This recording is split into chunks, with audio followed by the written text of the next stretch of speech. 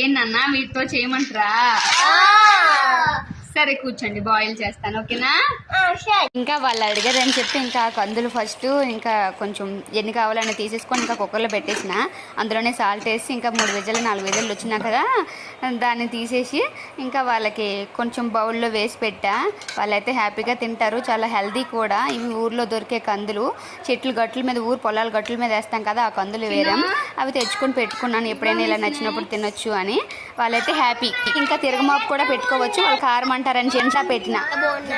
అమ్మ చాలా బాగున్నాయి, నాకు ఇంకా నేను అన్నిది కూడా తినవచ్చా? ఓకేనా? మీకు కూడా ఈ స్నాక్స్ నచ్చితే